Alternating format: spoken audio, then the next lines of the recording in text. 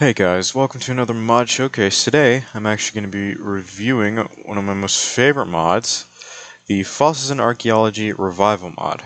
It's not the original, because the original stopped being made by Minecraft 1.6.3. Whoops. It's one. The Revival mod is going to update to 1.16.5 at some point in the future. It has not yet currently, but that's just due to the developers all living normal lives, and creating the mod is kind of a pastime for them. So, first I'm going to show off the recipes. So, this is the recipe for the culture vat. It's 4 pieces of glass, 1 slime ball, a water bucket, and 3 pieces of iron. The archaeology workbench is a piece of paper and a crafting table. The sifter is 3 pieces of string, 5 wood, and an iron bar. The analyzer is 4 pieces of iron, a biofossil, and a relic scrap. And the feeder is 2 pieces of iron, a piece of glass, a stone button, and 4 pieces of stone. And then over here, more recipes. So dense sand, which you use to get this glass over here, is a piece of sand and quartz. The Dinopedia, which is what I have here, is a book and a biofossil. The skull helmet is 4 bones and any prehistoric animal skull that you find through either fossils or killing them. The ribcage chestplate is 4 bones, a rib cage of any prehistoric creature, and the vertebrae of any prehistoric creature, and bone plate leggings, 5 bones, and any shin bone from any creature. And then for the boots, you have 2 bones and any foot bone from the creatures. So over here, which I'm going to start on this end. On this end. The aquatic scarab gem. You get it by combining a scarab gem and Dominican amber. Raw chicken soup. You get this by combining a bucket and chicken. The bubble blower is 4 gold nuggets, 4 gold ingots, and a water bucket.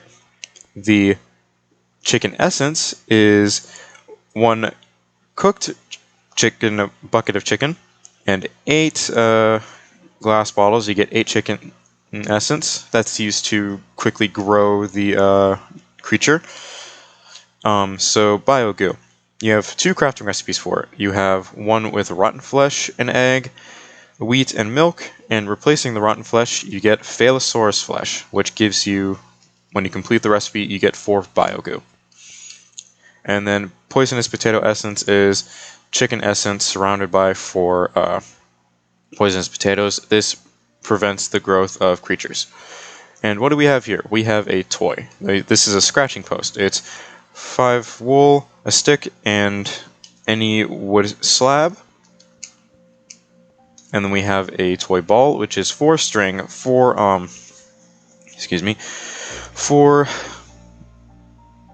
wool, and a slime ball. And then we have a tethered log, which is 2 string, a block of wood, and that creates a tethered log. And then we have an item that's used to tame creatures, which is 2 wood and 3 strings. You get the whip. And then here we have the tooth dagger, which is a stick and a T-Rex tooth. And then we have the skull stick, which is used to command certain dangerous prehistoric animals like the T-Rex, the Allosaurus, and the Spinosaurus, if I remember correctly. So you craft this by having a stick and a skull block in the crafting grid.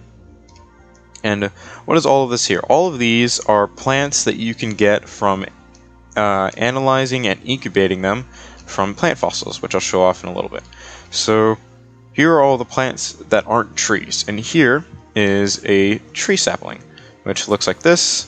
Is paleoraph, so this is the normal wood block. You have the leaves, you have planks, slab, stairs, trapdoor, fence gate, and fence. And then you have the calamite. And again, these only have these specific items. So log, planks, and then what's crafted from the planks and the leaves. Then you have the sigillaria. This is all that's for it. And I'll place this down on the ground as well. That's what that looks like. And then we have the chordates. Again, very nice light chocolate brown. I like that.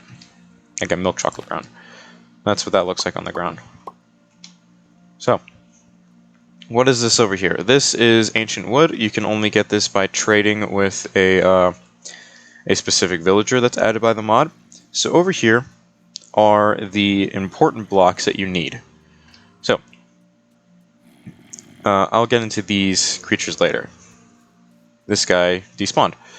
I'll get into that as well. So, here. This on the top is the paleontology related stuff, and on the bottom is the archaeology related stuff. So the mod adds 2 enchantments, paleontologist and archaeologist. Archaeologist increases the chance of getting scarab gems, relic scraps, broken ancient helmets, and broken ancient swords, all along with pottery shards and the like of that. Paleontologist increases chance of getting plant fossils, biofossils, not tar fossils, but frozen meat, which you get from permafrost, and also any of these bone parts from any creature. You get tar fossils by killing a tar slime. If I spawn that guy in, I don't know why he despawned, by getting a tar slime. Like a regular slime, except he gives you blindness and wither whenever he attacks you. This is what also in the mod, you use relic scraps to either get painting-like objects or the ancient sword and ancient helmet, which I will actually show off. You can go into the config to disable that little thing on top, and if I use this and get a pig, I will show you very quickly. Yeah. If I attack him, I get a friendly zombie pigman, so it kind of creates a bit of a guard for you. Oh, also over here we have archaeology related stuff, so you have figurines, which you need this to be able to go to the boss, which is in the nether, amphoras, kilixes, and volutes. You have different styles, so you have the broken one, the fixed one, and then whatever coloration you put it at. So, how exactly do you get DNA? You get DNA by putting biofossils into an analyzer. And how exactly do you use the culture vat? So you need biogoo to fuel it. And if I get, let's get a velociraptor. Velociraptor DNA. So get velociraptor DNA, you can see, if I back up, it's being used, and you can see a little bit of an embryo. Over here you have the sifter, which sifts sand, dirt, and, well, any kind of sand, any kind of dirt, and gravel. So you have a chance of getting the Dominican amber from it, potatoes, carrots, and other stuff. Let's see. You get sand and bone meal from it. Hoping I can actually show off. Nope. So there is a random chance that you will get DNA. You will definitely get DNA from meat that is dropped by any creature. By any creature that drops meat. Excluding zombies. So, as you can see, you have a bunch of raw and cooked meats for the mobs. For the creatures that are added by the mod. Okay, well.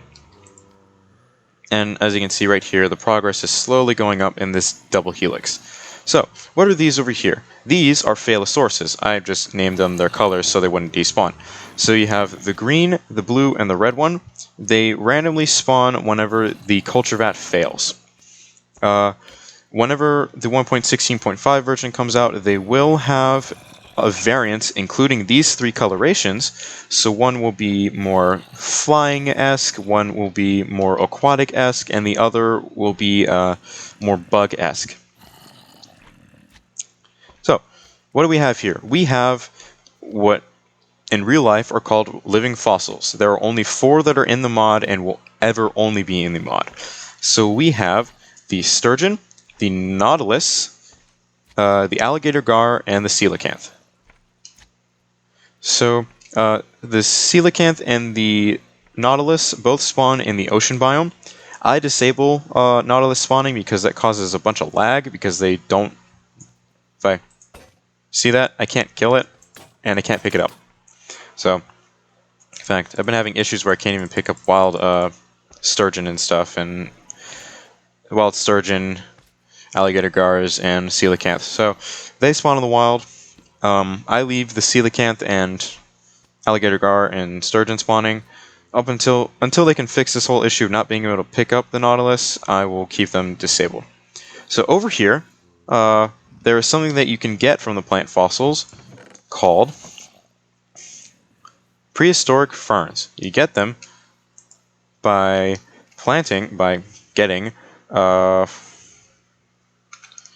getting ancient fern spores.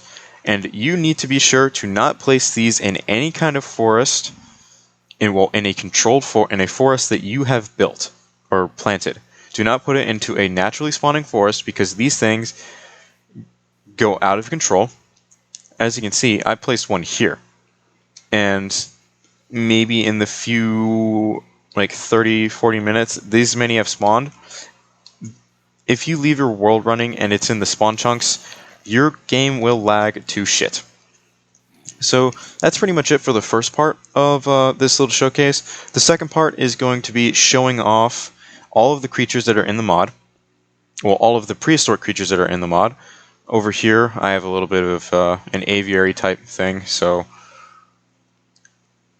yeah, bit of a preview of just kind of water creatures, amphibious type creatures, smaller herbivores, larger herbivores, just all that kind of stuff.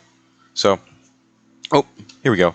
So I'll actually also, before I get fully done, I will show off Paleoraph,